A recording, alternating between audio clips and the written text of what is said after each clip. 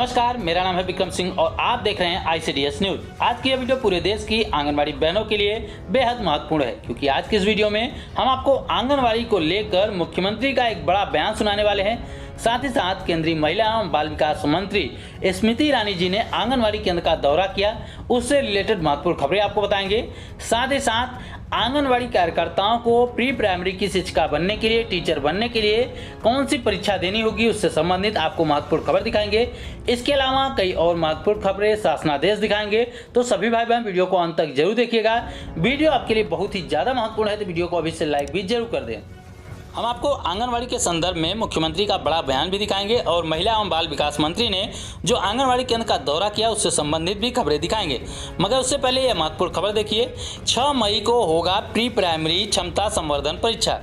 आंगनवाड़ी कार्यकर्ताओं को pre primary की शिक्षिका के रूप में नियुक्त करने के लिए एक परीक्षा कराई जाएगी, उससे संबंधित यह महत्वपूर्ण खबर है। तो मैं चाहूँगा कि सभी भाई बहन इस खबर को पूरा ध्यान से जरूर देखें।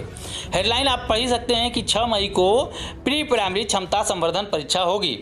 यह खबर दैनिक जागरण के न्यूज़पेपर में नवतनवा में छापी गई है। बताया गया है कि आंगनवाड़ी कार्यकर्ताओं की प्री प्राइमरी क्षमता संवर्धन परीक्षा को देखते हुए सोमवार शाम को एसडीएम राम सजीवन मौर्य ने तहसील सभागार में संबंधित अधिकारियों के साथ बैठक की।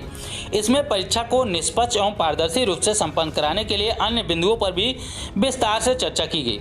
एसडीएम राम सजीवन ने बताया कि नई शिक्षा नीति के तहत 3 वर्ष से लेकर 6 वर्ष तक के बच्चों को आंगनवाड़ी केंद्रों से प्री प्राइमरी की शिक्षा प्रदान की जाएगी। इसके लिए आंगनवाड़ी कार्यकर्ताओं की 6 मई को प्री प्राइमरी क्षमता संवर्धन परीक्षा होगी। इसके लिए नौतनवा राजकीय बालिका कन्या इंटर कॉलेज तथा लक्ष्मीपुर में मुंशीलाल आदर्श इंटर कॉलेज को परीक्षा केंद्र के रूप में चयनित किया गया है।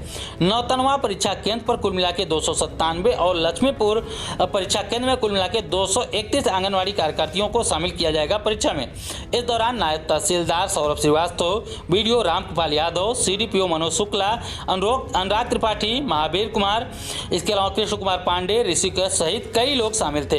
यहाँ पर महत्वपूर्ण खबर यह निकल के आ रही है कि आंगनवाड़ी कार्यकर्ताओं को अब प्री प्राइमरी की शिक्षिका के रूप में तो नियुक्त किया जाएगा, लेकिन उससे पहले आंगनवाड़ी कार्यकर्ताओं को यह परीक्षा देनी होगी, जिसकी पहली परीक्षा यहाँ पर 6 मई को बताई जा रही है।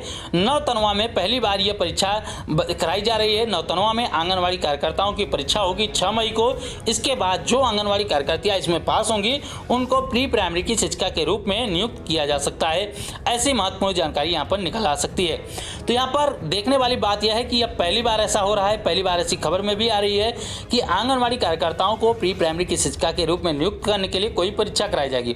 हालांकि इससे पहले तक अभी तक न तो सरकार की तरफ से न तो विभाग की तरफ से ऐसी कोई सूचना दी गई थी।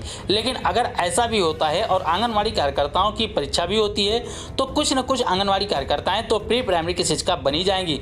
जो योग्य होंगी, जो पढ़ी लिखी ज़्यादा होंगी, उनको इसमें परीक्षा में बैठने का भी मौका मिलेगा और उनको प्री प्राइमरी की शिक्षिका बनने का भी मौका मिलेगा। तो कम से कम उनकी स्थिति तो सुधारी जा सकती है। लेकिन अभी भी इस परीक्षा के बाद भी यह नहीं बताया जा रहा है कि आंगनवाड़ी कार्यकर्ताओं की परीक्षा के बाद उनको प्री प्राइमरी की शिक्षिका के रूप में जब भी नियुक्त किया जाएगा तो क्या उनकी सैलरी भी बढ़ाई जाएगी, क्या उनको एक सरकारी टीचर की तरह सैलरी दी जाएगी। यह बात अभी भी खुली नहीं है। अभी भी न तो विभाग की तरफ से न ही सरकार की तरफ से इस बात को लेकर कोई खुला बयान आया है। तो मैं तो यही चाहूँगा कि पूरे देश में ऐसी परीक्षाएं हो और आंगनवाड़ी कार्यकर्ताओं को प्री प्राइमरी की शिक्षिका बनने का मौका मिले। इसके बाद उनके वेतन में सुधार किया जाए, उनको वेतन दिया जाए, सरकारी कर्मचारी का दर्जा दिया जाए। अगर आप हमारी इस बात से सहमत हैं तो वीडियो को लाइक जरूर करें और आपके अनुसार क्या आंगनवाड़ी कार्यकर्ताओं की परीक्षा होनी चाहिए, कमेंट में अपनी राय जरूर दें। केंद्रीय महिला एवं बाल विकास मंत्री ने आंगनवाड़ी केंद्र का दौरा किया, उससे संबंधित एक महत्वपूर्ण खबर यह निकल के आ रही है। प्रसार भारती न्यूज सर्विसेज की तरफ से एक ट्वीट किया गया है कि केंद्रीय मंत्री स्मृति ईरानी ने वायनाड जिले के कन्यामबेटा ग्राम पंचायत में अपनी CSR गतिविधि के तहत केंद्र सरकार के सार्वजनिक उपक्रम के द्वारा विकसित वरदूर आंगनवाड़ी केंद्र का दौरा किया। यहाँ पर उनकी कुछ तस्वीरें भी साझा की गई हैं। यहाँ पर देख सकते हैं कि आंगनवाड़ी केंद्रों के बच्चों के साथ बातचीत करती केंद्रीय महिला एवं बाल विकास मंत्री स्मृति ईरानी जी आपको नजर आएंगी। यहाँ पर कितने सुसज्जित तरीके से आप टेबल वगैरह भी देख सकते हैं, उनके खेलने के सामान वगैरह भी हैं। इसके अलावा कुछ तस्वीरें और भी हैं, जैसे कि यहाँ पर आंगनवाड़ी केंद्र का फर्श देखिए कितना साफ सुथरा लग रहा है। उसके अलावा दीवारें देखिए कितनी सुसज्जित तरीके से पेंटिंग वगैरह की गई। उसके अलावा वहाँ पर भी आंगनवाड़ी केंद्र के बच्चों का ड्रेस देखिए, वहाँ पर भी आंगनवाड़ी केंद्र के बच्चों के साथ स्मृति ईरानी जी आपको खड़ी नजर आएंगी। इसके अलावा आंगनवाड़ी केंद्र का जायजा लेते हुए, बातचीत करते हुए उनके आंगनवाड़ी केंद्र की जो महिलाएं हैं या फिर कुछ और भी कर्मचारी हैं उनसे बातचीत करती भी आपको नजर आएगी। उनके खाने पीने का सामान यहाँ पर देख सकते हैं, अलमारियों में किस तरीके से आंगनवाड़ी केंद्र के बच्चों के लिए जो भी पोषाहार दिया जाता है, यानी कि किचन का दौरा किया गया है। किचन में जो जो बच्चों को सामान दिया जाता है, रखा जाता है, उसका भी दौरा किया। यहाँ पर कुछ तस्वीरें आप देख सकते हैं अपने स्क्रीन पर।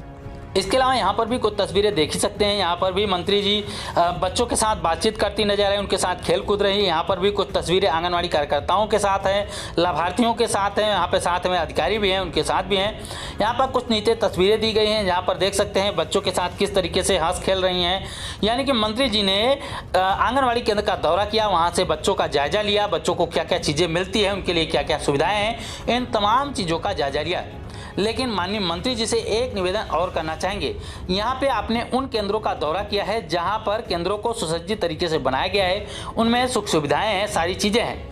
लेकिन कई ऐसे केंद्र भी हैं जहाँ पर छतें टूट रही, दीवारें टूट रही हैं, एकदम गंदा माहौल पड़ा हुआ है। वहाँ पर बच्चे आने से डरते हैं, बच्चों की ज़िंदगी के साथ खिलवाड़ हो रहा है।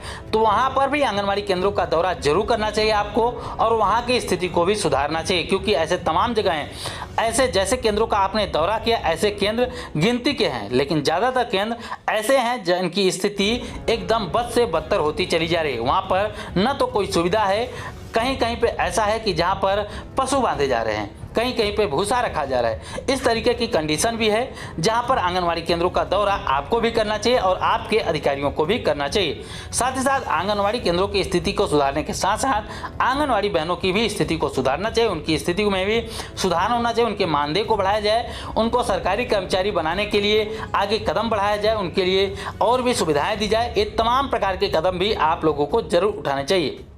आंगनवाड़ी को लेकर मध्य प्रदेश के मुख्यमंत्री शिवराज सिंह चौहान ने एक महत्वपूर्ण बयान दिया है, जिसे सभी आंगनवाड़ी बहनों के साथ साथ अन्य लोगों को भी जरूर सुनना चाहिए। सरकार तो करेगी, लेकिन अपनी तरफ से ये हमारा न करे, ये मायना न करे। ईमानदारी से दिल पे हाथ रख के बताना अपना कोई कर्तव्य है कि नहीं, अपने से हट कर लिया।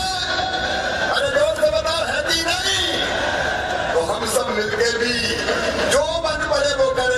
कोई स्वच्छता में योगदान दे, कोई आंगनबाड़ी ठीक करे, कोई स्कूल में ठीक अध्ययन हो इसकी चिंता करे, कोई अस्पताल में कोई पंखा दान कर दे।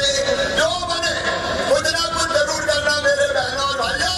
सरकार के साथ साथ समाज भी अगर जुट जाएगा तो दतिया और मध्य प्रदेश में ऐसा आगे बढ़ेगा कि दुनिया देखेगी।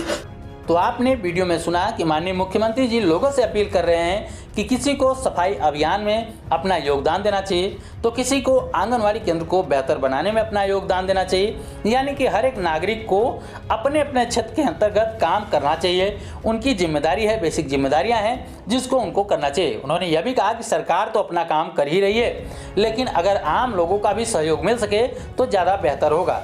इसी प्रकार से उन्होंने एडाप्ट एंड आंगनवाड़ी केंद्र के लिए भी एक कार्यक्रम चलाया है, जिसके तहत हजारों की संख्या में आंगनवाड़ी केंद्रों को गोद लिया जा रहा है, उनकी स्थिति को सुधारा जा रहा है। तो इस प्रकार से देखा जाए तो ये अच्छा कदम है, लेकिन साथ साथ आंगनवाड़ी केंद्रों की स्थिति तो लोग सुधार देंगे, लोग उसमें अपना योगदान दे लेंगे, लेकिन आंगनवाड़ी बहनों की जो स्थिति है उसको केवल और केवल सरकार सुधार सकती है।